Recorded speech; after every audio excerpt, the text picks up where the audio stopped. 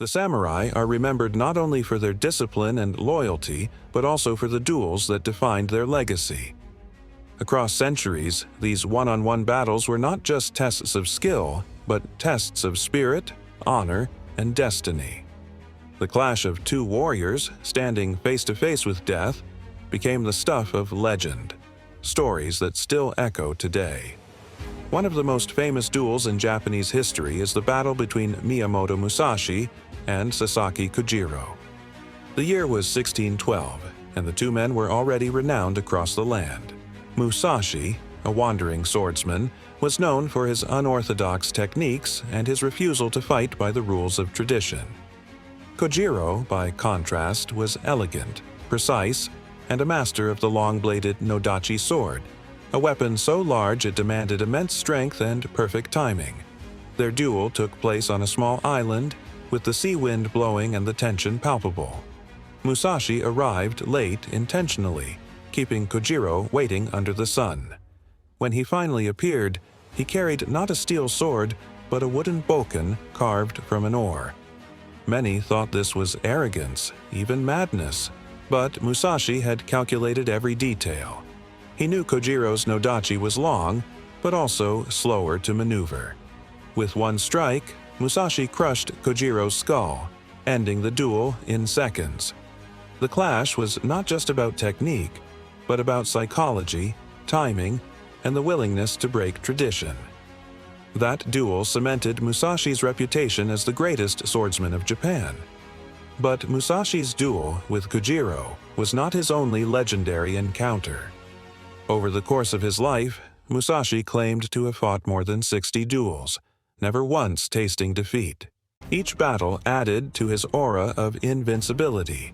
He fought against schoolmasters, rival warriors, and entire groups of opponents, often using strategy to outwit them. In one duel, he arrived armed with 2 swords instead of 1, creating his famous style of dual wielding called Niten Ichi Ryu. This style proved overwhelming for opponents who were trained to fight against a single blade. Musashi's adaptability, his use of the environment, and his unshakable calm under pressure made his duels legendary. Yet Musashi was not the only samurai remembered for epic encounters.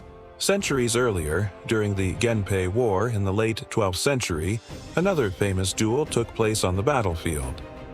The warrior Kumagai Naozane faced the young Taira no Atsumori at the Battle of Ichi no Tani. Kumagai was a seasoned veteran, clad in armor and hardened by years of war. Atsumori was just 16, a noble youth of the Taira clan, known more for his beauty and skill with the flute than for his experience in combat. When the two clashed, Kumagai overpowered Atsumori. But as he removed his helmet to deliver the final blow, he saw not a hardened warrior, but a boy the same age as his own son. Kumagai wept as he struck the killing blow, and the memory of that duel haunted him for the rest of his life. He left the battlefield, renounced violence, and became a Buddhist monk. The story of Atsumori's death was immortalized in Japanese poetry, song, and theater, becoming a tragic reminder that behind every duel was human life and sorrow. In this case, the legend was not about victory or technique, but about compassion and regret. Another duel that left its mark on history was the encounter between Sanada Yukimura, one of Japan's most celebrated warriors, and Tokugawa forces during the Siege of Osaka. Though not a formal duel in the sense of one-on-one combat, Yukimura's repeated challenges to enemy generals became legendary. He sought out duels in the chaos of battle, cutting down opponents with unmatched ferocity. His courage and skill earned him the title of the Crimson Demon of War. Even his enemies respected him, claiming that had there been another 10 warriors like him, Tokugawa Ieyasu would never have won. The spirit of Yukimura's battlefield duels was a testament to the samurai ideal of bravery and defiance even against overwhelming odds. Dueling was not always about bloodshed. Sometimes samurai duels were contests of skill designed to test mastery without ending in death. Sword schools often arranged such matches, where wooden swords or bamboo shinai were used. But even in these controlled settings, honor was on the line. Losing a duel could mean losing face, students, and reputation. For many masters, each duel carried the weight of their life's work.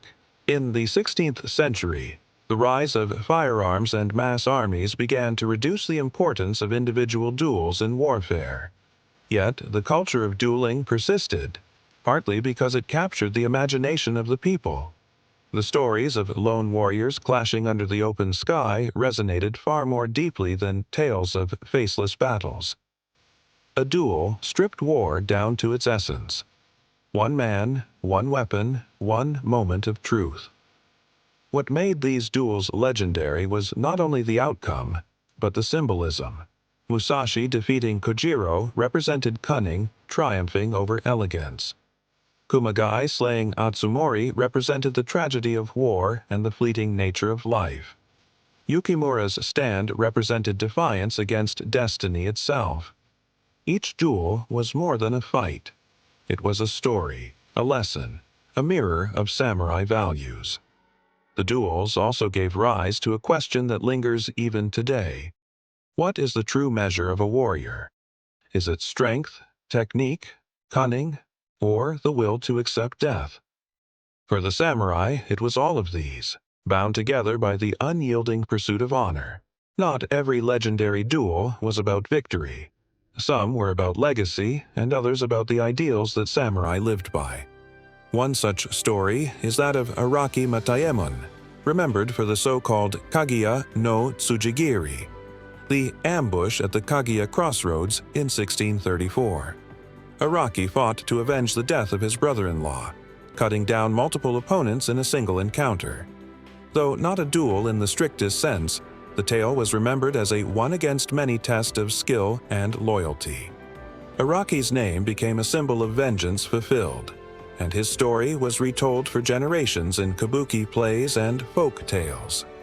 It reminded people that the samurai's duty to family and honor could drive them to feats beyond belief. Another duel remembered in history is the clash between Kamizumi Nobutsuna, the founder of the Shinkendo school, and countless rivals who sought to test his art. Kamizumi's philosophy emphasized not just killing, but surviving, finding the path where one lived to fight another day. In matches, he often disarmed or disabled opponents rather than killing them outright. His reputation spread not because he always slew his enemies, but because he showed mercy while still proving his superiority. In a time when duels often ended in blood, and this approach was revolutionary, and it became part of his legacy. The Edo period brought peace under the Tokugawa shogunate, and with peace came a change in the nature of dueling. Real battles were rare, but the need to test honor remained. Samurai clashed in training halls, in formal matches, and in moments of heated dispute. These encounters often drew crowds, with spectators eager to witness masters demonstrate their skill. The duel had transformed from a matter of survival into a performance, a way of preserving tradition and demonstrating mastery. Yet the romantic image of the duel remained alive, reinforced by literature and art. Ukiyo-e prints depicted famous duels in vivid color, dramatizing moments of tension and triumph. Plays and songs retold the tales of Musashi, Kojiro, Atsumori, and countless others, each time adding new flourishes, new interpretations. The duel became not just history, but culture, a way for the Japanese people to remember the ideals of bushido, even as the age of war receded further into memory. When we look back today, the fascination with legendary samurai duels is not just about who won or lost. It is about what these battles represented. They distilled the chaos of war into a single, focused moment. They showed us the tension between youth and experience, tradition and innovation, mercy and vengeance. They revealed the humanity of the warriors who lived and died by their swords. Miyamoto Musashi himself wrote in his book, The Book of Five Rings, that the true way of the warrior was found not in glory, but in constant practice and readiness. His duels were not trophies, but steps on a lifelong path of mastery. Sasaki Kojiro's elegance, Atsumori's tragic youth, Yukimura's defiance. All of these stories still inspire because they speak to timeless struggles that go beyond the battlefield. Even in our modern world, the imagery of two warriors facing each other, blades drawn, hearts steady, continues to capture the imagination.